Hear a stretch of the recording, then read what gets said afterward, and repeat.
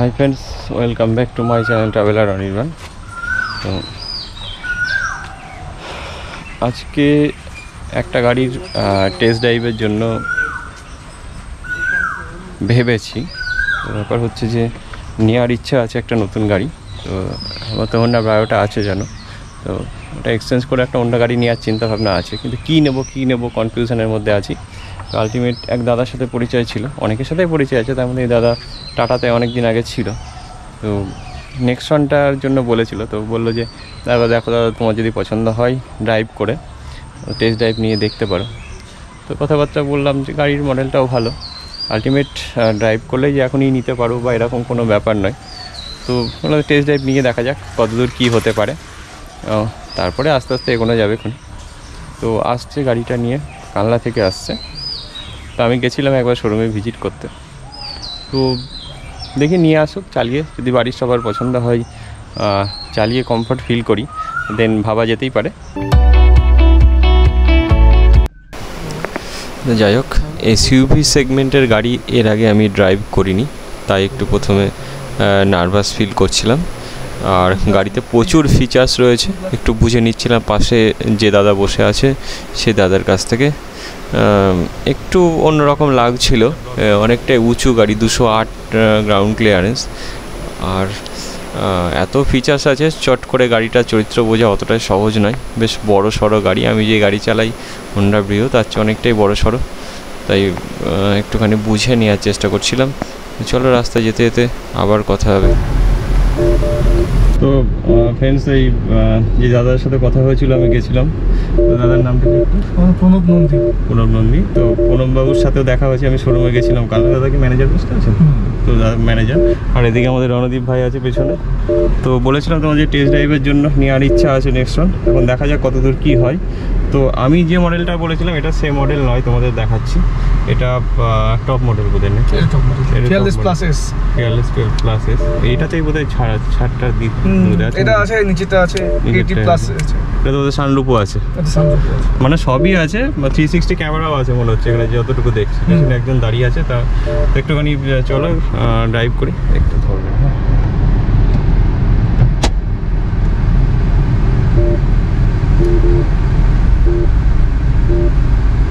ভালোই লাগছে চালাতে।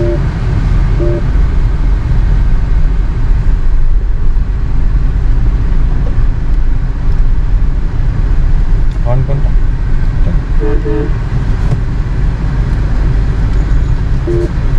আস্তে আস্তে চলেছে, চলো হুট করে সেটা বাই ডান দিকে চলে গেল।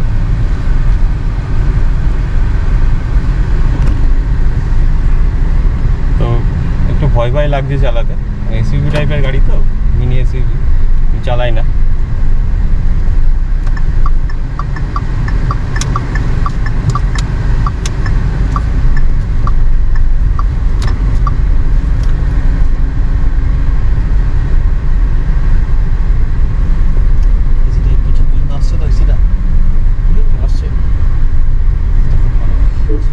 এসি ভেন্ট পেছনে আছে না?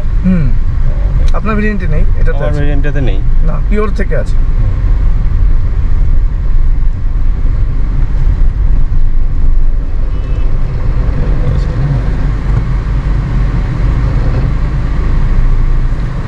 একটু আগে দিন।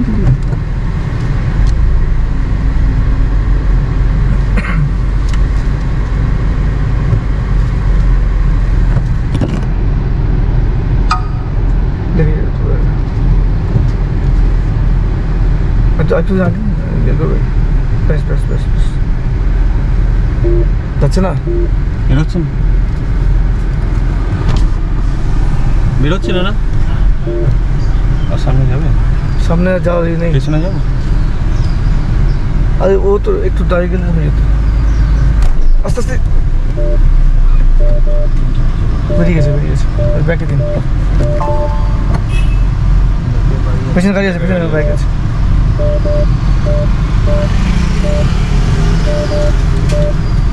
ব্যাকে দিন।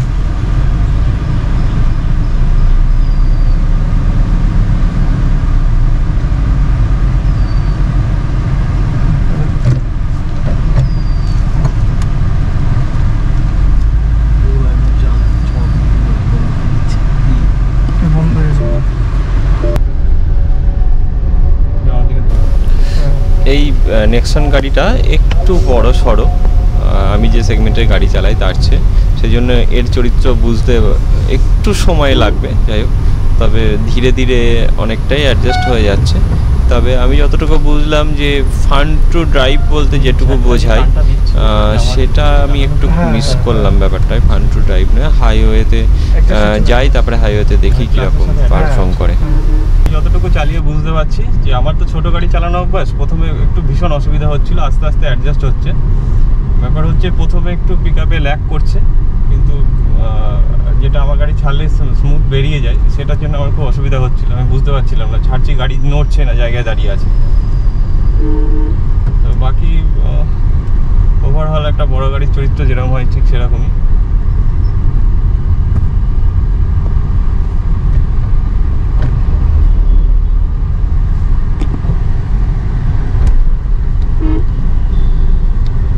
আর একটা ব্যাপার, যেটা আমার গাড়ির গিয়ারটা যেটা খুব স্মুথ, কিন্তু এটা একটু হার্ড গিয়ারটা, কিন্তু এরকমই আসে কোথায়, তাই তো এরকমই আসে।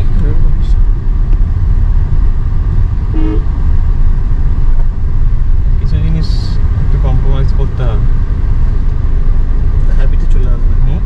হ্যাঁ, ওটা চালিয়ে চালিয়ে অভ্যাস তো। একটা গাড়ি চালিয়ে এত অভ্যাস হয়েছে তো, অন্য গাড়ি চালাতে গেলে তখন যারা এই গাড়ি চালাবে তারা অন্য গাড়ি চালাতে অসুবিধা হবে। সাইকেল চালালেও কিন্তু তাই আমাদের সব গাড়িতেই তাই হয় এটা। তবে গাড়ির আলাদা একটা ওয়েট আছে, সেটা বোঝা যাচ্ছে চালিয়ে। কত ওয়েট? কত? 1305 কেজি। 1305 কেজি। আমার গাড়ি তো বোধহয় হাজারের কাছাকাছি ওয়েট, মানে প্রায় 300 কেজি ডিফারেন্স। 300 কেজি বেশি নিয়ে যাচ্ছি, তার মানে একটুখানি তো অন্যরকম ব্যাপার হবে। আর এই বডি টু ওয়েট রেশিওর জন্যই মনে হয় গাড়িটা ল্যাগ করছে নাকি? হ্যাঁ, মানে ওয়েটের জন্য, হেভি বডি বলে মনে গাড়িটা ল্যাগ করছে। যখন টার্বো চালু হয়েছে তখন আর হচ্ছে না। তখন দেখবেন টার্বোটা কত আরপিএম এ? 1000 আরপিএম এর উপরেই হয় এটা।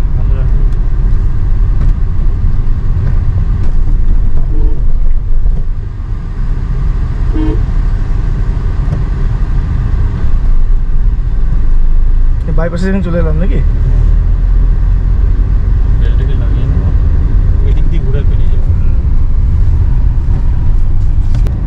দাদা একটু সামনের দিকে দেখা। আমরা এই শান্তিপুর বাইপাসে এলাম যে একটুখানি হাইওয়েতে কীরকম পারফর্ম করে দেখার জন্য গাড়িটা। ভিড়ের মধ্যে তো দেখলাম, ভিড় আর হাইওয়ে দুটো না দেখলে বুঝতে পারবো না যে আমি কতটা চালাতে পারবো গাড়িটা।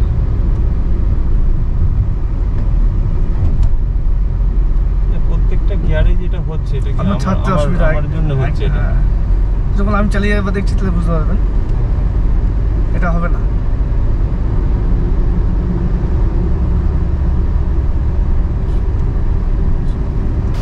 লোকালে তো চালালাম, লোকালে চালাতে আমার পার্সোনালি একটু অসুবিধা হচ্ছিল, মানে ইজি টু ড্রাইভ আমি করতে পারছিলাম না, যেটা আমার গাড়িতে করি। দেন হাইওয়েতে এখন এসেছি, হাইওয়েতে চালিয়ে দেখছি। তবে হাইওয়েতে চালানোর পরে আমি যতটুকু চালাচ্ছি আর কি, তোমাদের সাথে এক্সপিরিয়েন্সটা শেয়ার করি।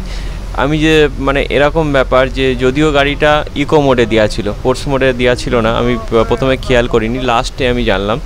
তো ইকো মোডে তো পাওয়ার ল্যাগ করাটাই স্বাভাবিক। তো ইকো মোডের হিসাবেই আমি বলছি যে এরকম স্মুথলি আমি অন্য গাড়িকে সেট করে যে কোনো সময় ওভারটেক করি আমার গাড়িতে, আমার যে গাড়িটা আছে সেটাতে। তো সেক্ষেত্রে এখানে আমার একটু তো অসুবিধা হচ্ছিল, মানে আমি বলছি আর কি, অতটা স্মুথলি আমি বেরোতে পারছিলাম না, একটু সময় লাগছিল। যাই হোক, যদিও টার্বো ইঞ্জিন। তো এই ছিল ওভারঅল এক্সপিরিয়েন্স। মোটামুটি খুব যে আমি স্যাটিসফাইড সেটা আমি বলতে পারবো না। আমার মোটামুটি ওভারঅল সেফটি থেকে শুরু করে ওভারঅল ঠিকঠাক আছে, কিন্তু আমি যতটা ইজি টু ড্রাইভ চাইছিলাম সেই জিনিসটা কিন্তু আমি পুরোপুরি জাস্ট পাইনি।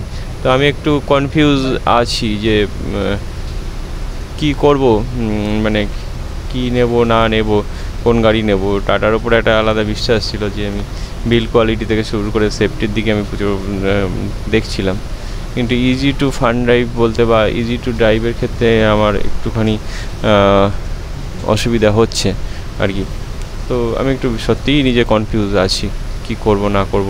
তো তোমরা যদি আমাকে হেল্প করতে পারো কোন গাড়ির দিকে যাওয়া যেতেই পারে, তো তোমরা যদি বলতে পারো। আমার মাইলেজটাও দরকার, মোটামুটি সেফটিটাও দরকার। কিন্তু সাজেস্ট করতেই পারো, নিচে কমেন্ট করে জানাতে পারো কোন গাড়ির দিকে গেলে ভালো হয়।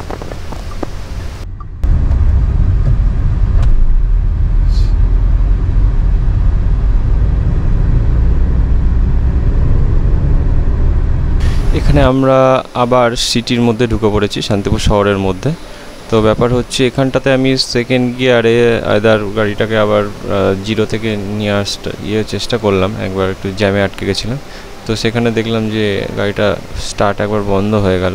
তো যাই হোক, সেটা অন্য কোনো কারণেও হতে পারে, আমার কাছে যেটা হয়েছে আমি সেটা বলছি।